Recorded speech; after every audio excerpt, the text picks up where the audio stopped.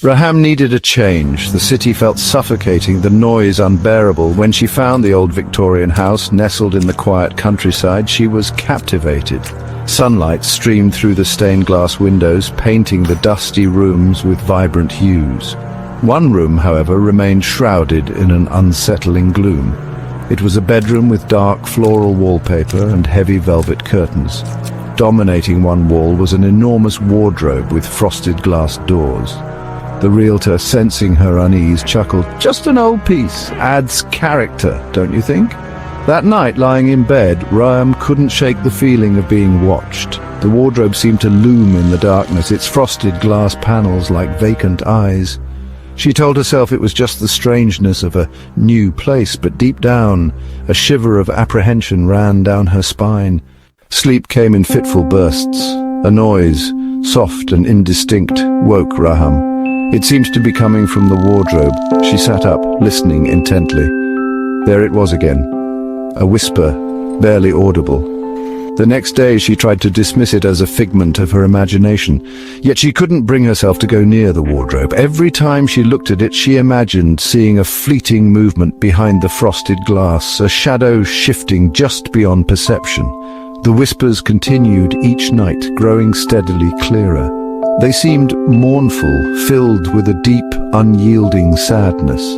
Raham's apprehension morphed into genuine fear. She avoided the room as much as possible, dreading the coming of night. One night the whispers escalated into soft sobs. Raham lay in bed, paralyzed with terror, as the mournful sounds filled the room. The shadow behind the frosted glass was more defined now. The silhouette of a woman with long flowing hair.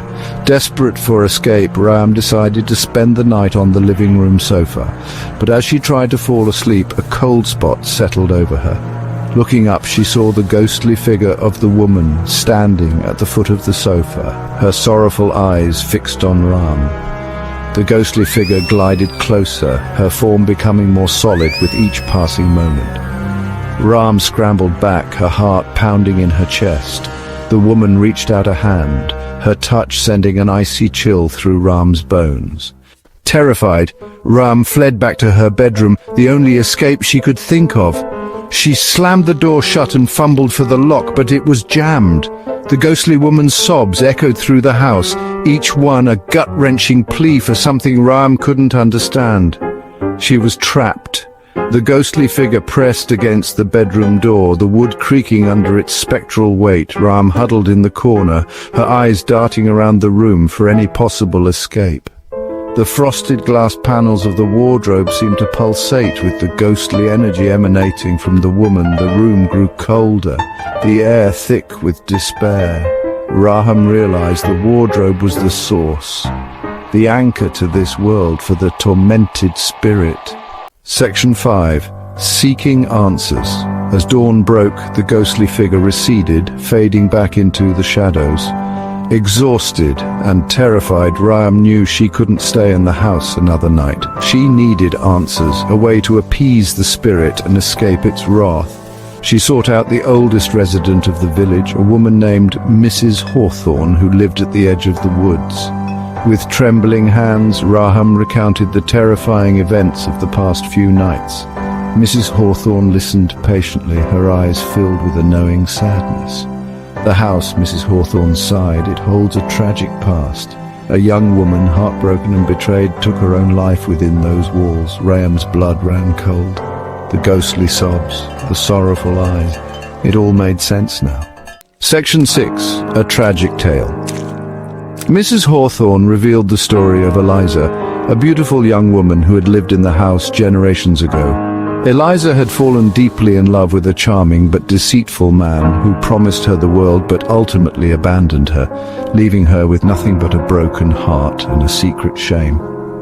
Unable to bear the weight of her despair, Eliza had locked herself in the ornate wardrobe and taken her own life. Her spirit, unable to find peace, remained tethered to the house, trapped behind the frosted glass of the wardrobe, her mournful cries echoing through the years. Raham listened, tears welling in her eyes. She understood now that the ghost meant her no harm. Eliza was not malicious, merely heartbroken and desperate for release from her torment. Raham felt a surge of compassion for the tormented spirit. Section 7. The Release. Mrs. Hawthorne, wise in the ways of the spirit world, knew what needed to be done. She gave Raham a small silver locket, tarnished with age. This belonged to Eliza, she explained. Find a way to return it to her, and she may finally find peace. That night, Raham cautiously approached the wardrobe, the locket clutched tightly in her hand. The ghostly figure of Eliza was already visible, her face etched with sorrow. Raham spoke softly, her voice trembling but filled with empathy. She told Eliza that her story was heard, that her pain was understood. As she spoke, she gently placed the locket on the floor in front of the wardrobe. For a moment, everything was still. Then a soft light emanated from the locket, bathing the room in a warm glow. Eliza's form shimmered, her expression softening as a look of peace washed over her face. Section 8. Moving on. With a final grateful smile directed at Raham, Eliza's spirit dissolved into motes of light, finally freed from her earthly bonds. The house fell silent, the oppressive weight that had hung over it lifting at last. Raham stood there for a long moment, tears streaming down her face, a sense of relief washing over her. She knew he couldn't stay in the house, not after everything that had happened.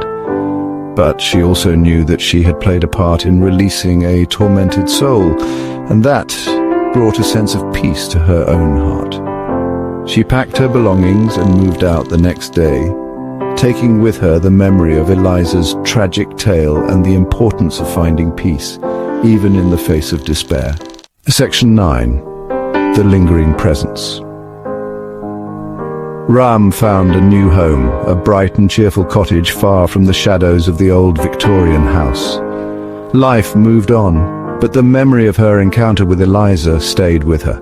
She often thought about the young woman trapped behind the frosted glass, her heart forever marked by her pain. Sometimes late at night, when the wind howled outside her window, Raham could almost hear the faint echo of Eliza's sobs, a chilling reminder of the unseen world that exists just beyond our perception.